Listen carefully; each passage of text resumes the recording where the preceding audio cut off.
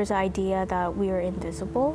Invisible or conspicuous when blame is to be had. Since the 1800s, Asians in the United States have endured xenophobia, racism, bias, and violence, a hate that reemerged 3 years ago.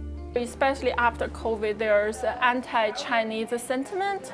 Then came the Asian hate crimes, with AAPI people of all ages and cultures being verbally and physically harassed in cities across the United States. According to the FBI, hate crimes against Asian Americans and Pacific Islanders reported to the agency have nearly doubled from 2020 to 2021. Jennifer Hecula Diaz with the Yukon Asian American Studies Institute is a biracial Korean American. The name-calling is all too familiar to her.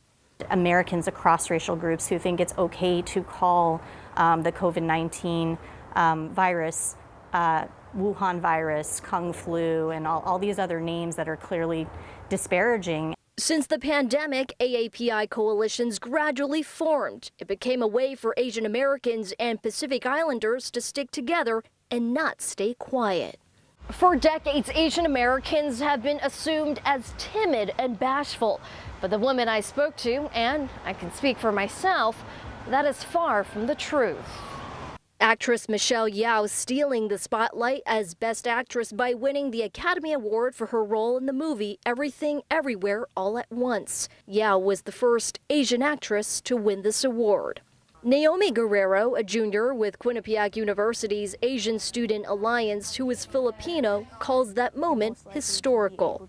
They give us some sort of like, I could do this, or that I could be seen as well. Being seen took years for Guerrero as she fought hateful words as a child from fellow classmates. I have small eyes, or that I eat dog. The list goes on.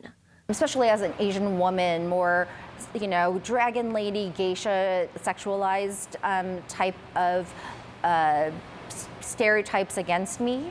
Christine Kim, a Korean American with AAPI New Haven, speaking from frustration on the assumptions that all Asians are the same. We range from people all in Sri Lanka to Mongolia, and we don't speak the same language, we don't eat the same foods, we don't all necessarily use chopsticks. Whether you use a chopstick or a fork, the choice of utensil is synonymous to our identity. It should not matter.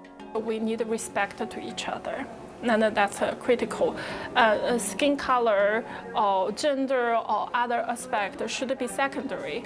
Carmen Chow, Fox 61, Connecticut's news station.